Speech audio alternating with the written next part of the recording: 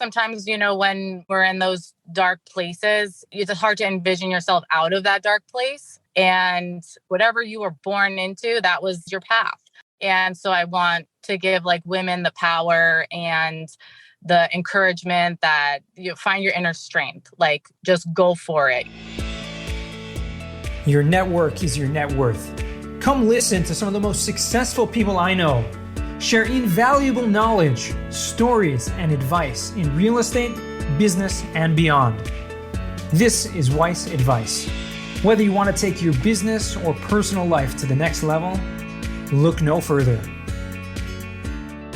Welcome back to another episode of Weiss Advice. I'm your host, as always, Yona Weiss. Excited to be here today. Hope everyone's doing well. We are here with another amazing guest. We have Stacey Conte, and I'm excited to kind of hear a little bit about your story and how you got into real estate and what you're doing in the world. First of all, how you doing this morning? Hello. Good morning. I'm doing great. Thank you for having me. I'm super excited. My pleasure. No, this is great. I always love to have guests on our podcast that have different stories, and everyone has a different perspective. So it's really good to get that. And what I'd like to do is a little bit different than normal. I just finished reading this book. Sure, if our listeners have heard of this, but Simon Sinek is Start With Why, right? So it's a really amazing book. It's a leadership book, and it's really about just figuring out what your why is, what drives you. And that kind of helps to realign you or put you on the right path to making sure all of the decisions that you're making are aligned with that purpose, And so what I'd like to do now is let's just begin with that. What is your why? Meaning, what have you, Stacy, having got into where you are today and what you're doing currently? Before we get a little background, let's start with that. Yeah, no, I love it. I always like to kind of check in and make sure that everything I'm doing and the projection of my life is aligned with my why. I've read the book, and it's something that I've been encouraged to align with for years. And I definitely think that plays a role in all the decisions that I make for my personal life and my business. But something I'm really aligned with as to my why is to help mothers, to help single mothers, to help women, and to really help them find their inner strength and to provide motivation for them, especially women going through, bad divorces or domestic violence and situations like that, because those can be really dark places. Absolutely. No, and it's so important that there are people like you, be kind of that light and inspiration to others who are going through situations like that. I mean, I wouldn't begin to understand what that's like, but obviously having someone you can look up to and someone you can see, okay, this is possible. We can get through this. We can get through this together, and have others to show you how it's possible. I mean, that's great. I think that's a very great cause, a great why to have, right? Meaning you've aligned yourself in doing that. So let's talk a little bit about, you mentioned your business and your personal life, but in real estate, because obviously that's a lot of our common denominator of our guests on the show here are in real estate. I know you've done some single family, some multifamily, short-term rentals. What else have you been involved with? And maybe give us a little bit of a backstory, how you got involved in real estate. Yeah, absolutely. So I started, I guess, just kind of fell into being a single family landlord as I, would move out of a property instead of selling it, try to, rent it out and keep the property. But I really didn't know what I was doing at all. I was just like, okay, well, instead of selling it, or, at the time, maybe you couldn't sell it, rent it out. And I didn't know anything. So, one of the first tenants I had, let them move in before they even sent any payment, any security deposit. So that was my first eviction. So learned everything. You really learned the hard way. Kind of along the way. Yeah, the hard way. And it wasn't until I got divorced, I went through a really rough divorce and just had to totally restructure my life, find out really what I wanted. And I used real estate as a tool to be able to set up the lifestyle that I wanted for myself and my kids moving forward.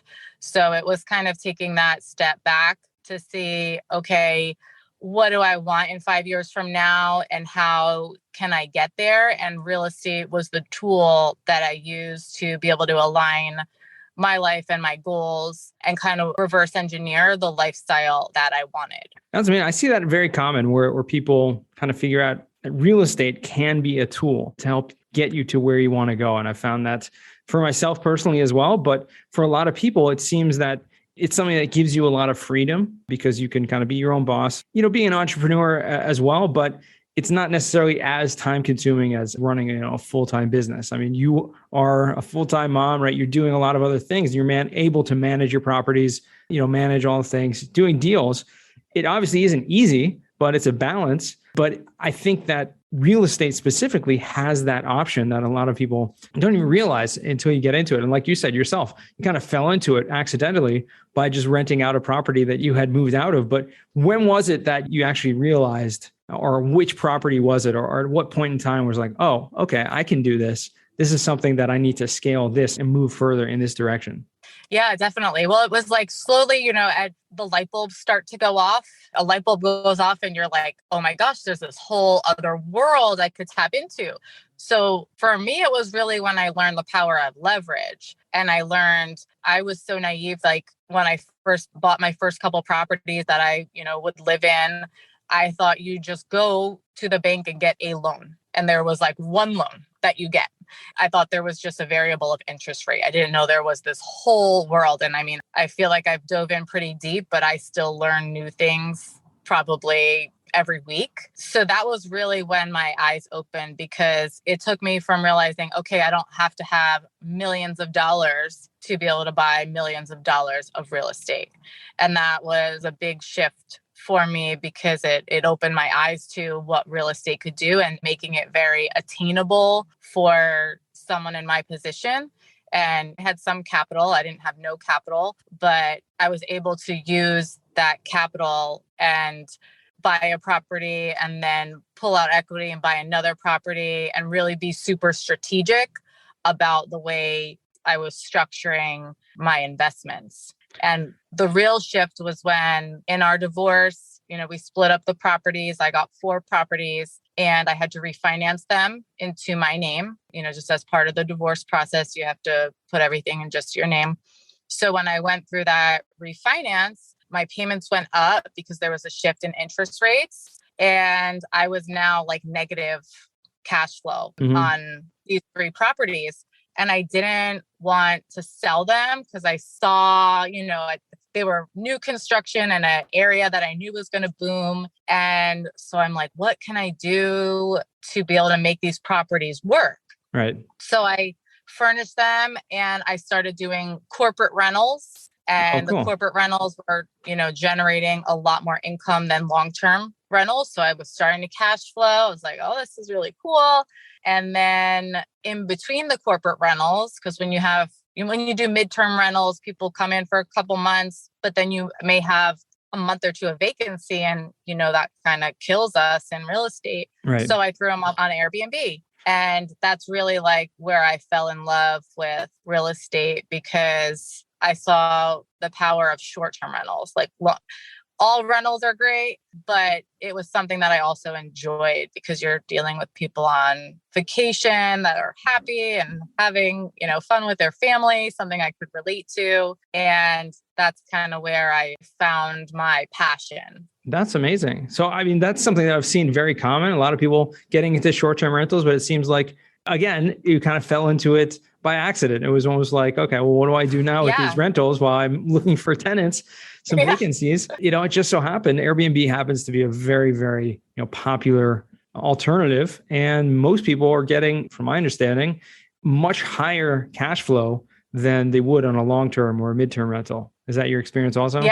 Yeah, absolutely. I mean, I still like to have my long-term multifamily because I feel like it's safer and more consistent, but I like to diversify with short-term rentals too, because there is that opportunity for just an abundance of cash flow, especially when you're in season, that you would never get on long-term rentals. And in fact, I convert a lot of small multifamilies from long-term to short-term because when you purchase you get a better, you can acquire a property at a lower price point if it doesn't have that business income. Right. So I've been able to transition properties from long-term to short-term and really reap the benefits. But then you also have the ability to fall back on the long-term rents. So that's what I also love about that niche is you're not just stuck to short-term. If something ever happens, the market shifts, the laws change, and I always underwrite where long-term rents would be able to cover the debt on the property. That's important. No, that's a really good point. People kind of going in with one game plan, but when you have this alternative game plans that you could switch it up if you need to. And obviously your experience with long-term rentals and short-term rentals helps you kind of make that decision and see which is going to be more beneficial. But I see a lot of people going into the short-term rental space that don't have any experience with other types of rentals. I mean, countless people that I know of that are, just buying the Airbnbs, for the tax benefits that are involved with it, as well as, just having the high cash flow. Even people are still working full time, but they may not have any other experience. And so if something does, kind of go awry or doesn't work out with it, they're kind of left in a very vulnerable position if they don't have that experience. I'm seeing it now a lot where properties are being listed with numbers from, early of this year, which on my books were the record-breaking numbers, like just ridiculous. I have everything on algorithms, so it's based on supply and demand, and the prices people were booking for were just absurd. And people are now listing their properties, this high cap rate or cash on cash return, but it's based on this small window of numbers. And I'm very kind of fearful of the people purchasing based on that data, because I don't think we're going to be able to replicate what happened earlier in this year. So, I give caution to everyone to look at the past performance, not just, people bought a property maybe in December and now they're selling it at a huge markup because they got those numbers for a quarter, but I don't know if they're sustainable. So that's something I want to caution everyone when looking at properties to buy for Airbnb. Is you have to underwrite with worst case scenario, underwrite with what you think your low occupancy, maybe, always err on the side of caution. Right. Absolutely. What markets are you in terms of the short-term rentals? Is it kind of wherever you are? Are you finding specific markets to invest in, or is it kind of local? I'm in Florida. I'm in Orlando, Florida. I actually don't have any short-term rentals in Orlando, Florida, even though this is one of the biggest. Yeah, it's a really popular market. So my strategy when I purchase is I purchase for cash flow, but I also keep the long-term play in mind.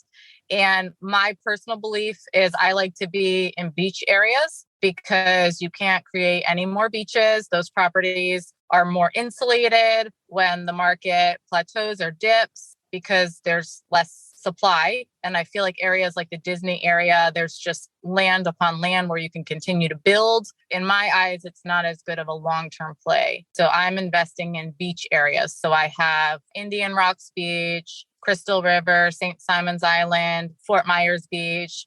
And my favorite project that I'm full on deep into now is a 12-unit motel in Daytona Beach. Oh, cool. So yeah, that market was always kind of scary to me. I own long-term rentals in that market, and they're just a tough market to manage long-term rentals in. But the beach area has been going through a redevelopment. There's the main road, A1A. There's just construction upon construction of redevelopment going on. So I think that area is going to see a big appreciation. But I bought the motel and it was everything that could be wrong with it was wrong with it. It was on, listed. I think it was listed on the MLS and it was just sitting. This was before the whole real big rush of bidding wars and everything. It was last summer, but it was scary. It was a scary property. I mean, you walked up to it and everything about it, from the way it looked to the way that the tenants acted when you went to view the property, everything about it was scary. The police, wow. I spoke to the local police and they're like,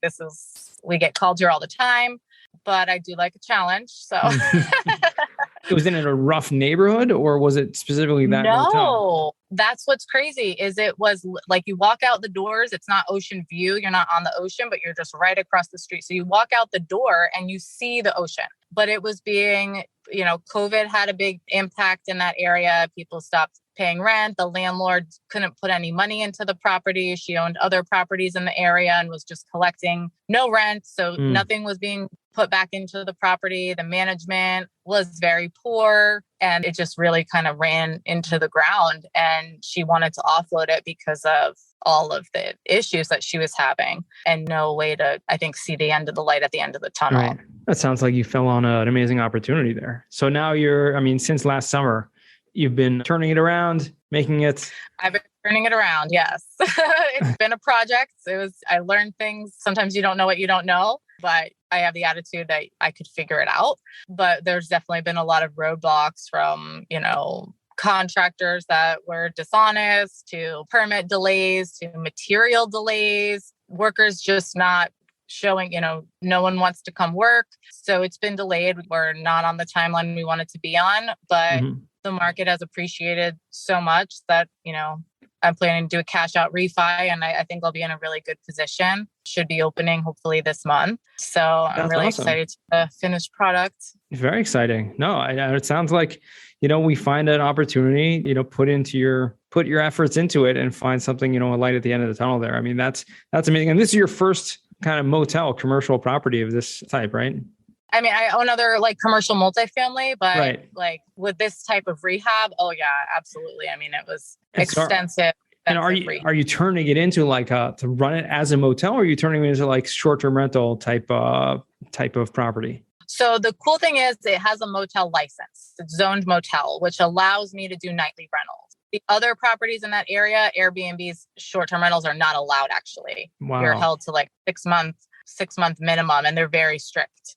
So it's a nice niche having the license, and I will be marketing it on Airbnb. Each room is going to be themed individually. So it's not like a traditional motel where you book a room and get assigned to a room and they're all the same. They're going to be very family friendly, targeted at the millennial family like myself with kids. So everything's going to be kind of focused around that demographic, very Instagrammable. So it'll be a lot of fun. That's great. No, that's awesome. I mean, that to me sounds like a real interesting kind of opportunity. I mean, I just a light bulb went off in my head there. I don't know if you did this on purpose, but in an area where you say like Daytona, where it has very strict short-term rental rules or laws, yet a motel that can be converted into those short-term rental, basically, you have eight room, 8 unit, how many you're turning into, but turning it into short-term rentals. I mean, to me, that sounds like an amazing opportunity to find a market where it's very difficult for short-term rental with laws, and then find a motel and buy a motel and just convert it into that. I mean, to me, that sounds like an incredible business plan. So if anyone out there is listening to this, that seems like an amazing opportunity. I know a lot of other places like Nashville and, and Atlanta are very strict, these things where you have to have, in big markets, big metropolitan cities where they have, minimum 30 days, or you said over here, minimum 6-month rentals. That to me sounds like a great opportunity because everyone's looking for Airbnbs and everyone's looking to travel. So there you go.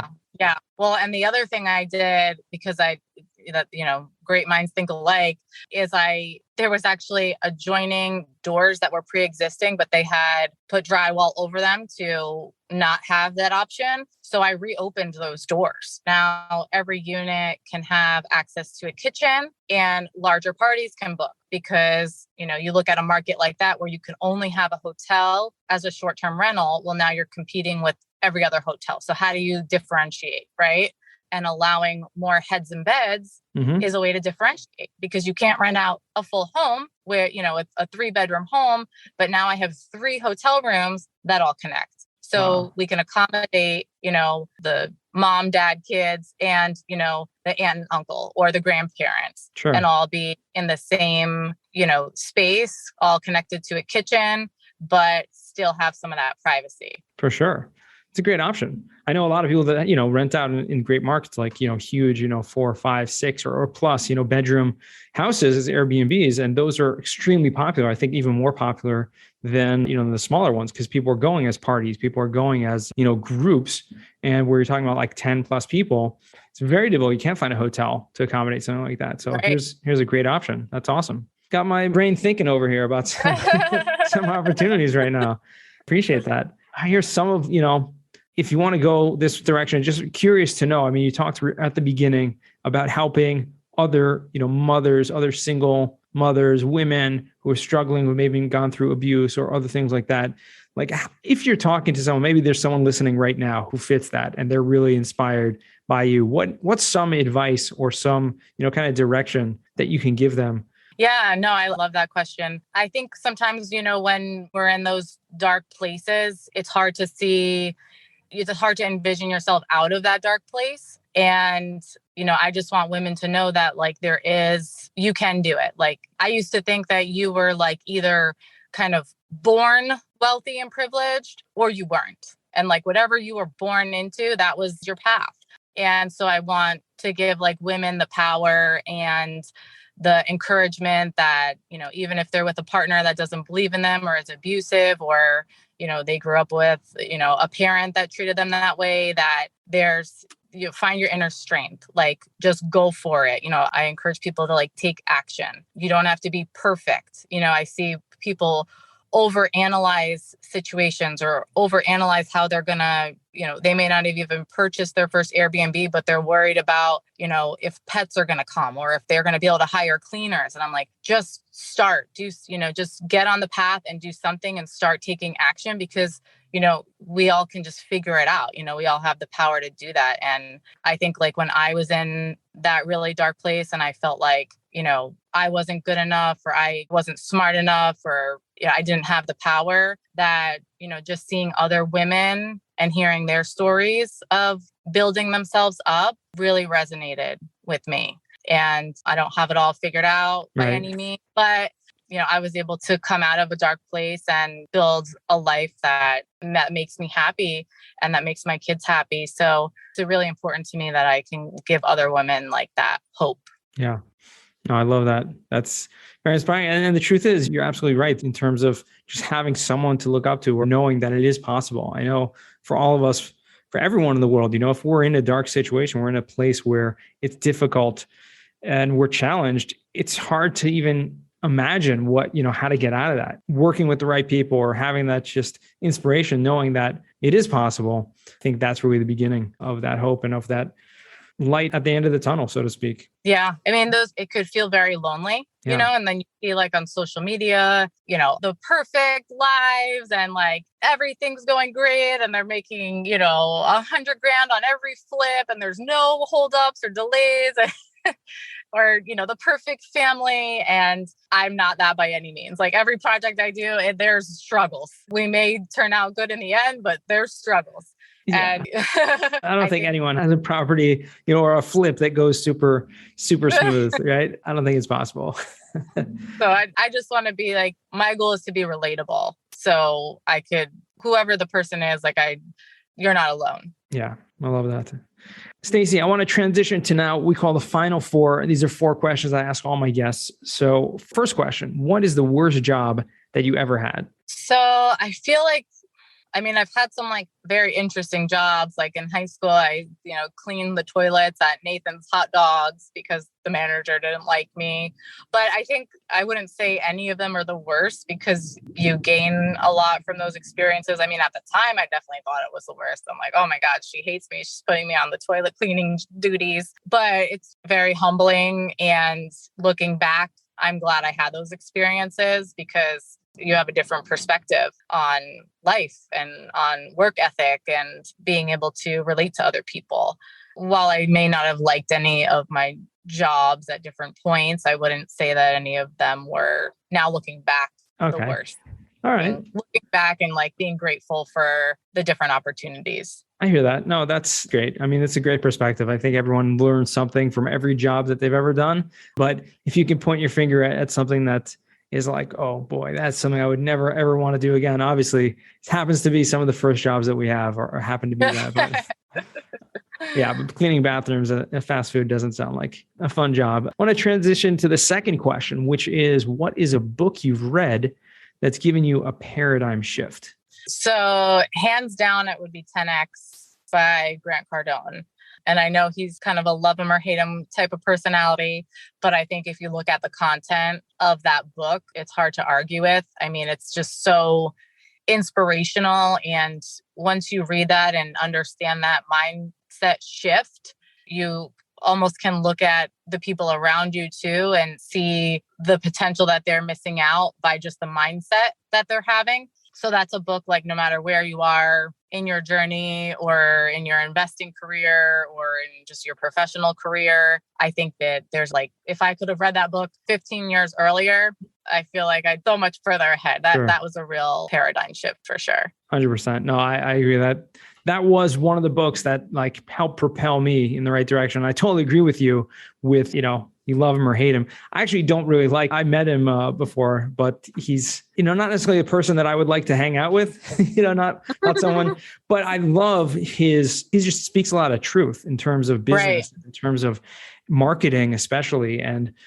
putting in those efforts, 10xing it, something that I always knew and I've applied to other areas of my life, which is one thing that really stuck out about in that book, was that you have to make efforts, like to aim for like 10 times beyond what you even can imagine you can accomplish. And then, it's like people say, you shoot for the stars, like you hit the moon. And that's something that he just reiterates, like make those efforts like way above and beyond and, aim for the stars essentially. And you'll do a lot better than you ever thought you could have. Yeah. I mean, I definitely think we're our own worst enemy at times, and we limit ourselves as what we think we can accomplish. Kind of like what I said earlier, where, I thought you were either born into, being wealthy and successful, or you were kind of born into being middle class and there was no shifting it. But knowing that you can, and you can have that power and you're in control of that. And not that it's easy by any means, but it takes work and it takes action and mindset. You have to believe that it's possible. Right. 100%. No, excellent choice. Excellent book. What is a skill or talent that you would like to learn? So this whole experience on my motel, I really wish I knew more about construction. I have no background in construction. So I've been trying to be as hands-on as I can and ask like every dumb question that I can ask, because that's how I learn. I'm sure I'm pretty annoying at times, but that's one of my goals. Is I want to have more of a foundation for understanding the construction on projects. And not that I want to do the construction or even manage the construction, but I want to be able to oversee the whole project and manage who's ever managing the construction and understand it better. When you're looking, I'm typically on more of the finance and strategy side of projects, and it's hard to truly do that job if you don't fully understand what's going on the construction side, because you may see a budget number and not understand why that number's in there, and then it doubles and you're like, well, why did it double? And just having no foundation for the rationale, I feel like puts you in a challenging position. So that's understanding more of the construction is definitely my answer. Absolutely. No, it's a great something to know, especially if you're ever involved in a construction project. Gives you a lot more power, to have, especially at the negotiating table and just being able to oversee. Because I feel like every single construction, every single flip project has a challenge specifically because of the contractors. And so if you I've never heard of a single flip that had a problem where it wasn't the contractors or, something being involved with that. So having that knowledge would obviously give you in a much better position. Yeah, for sure. So fourth and final question, what does success mean to you? So the place that I'm at right now, success for me, I have 3 small children, just being able to be with them more, being able to teach them things that I wish I knew growing up that could set them up for success, whatever path they choose to go on.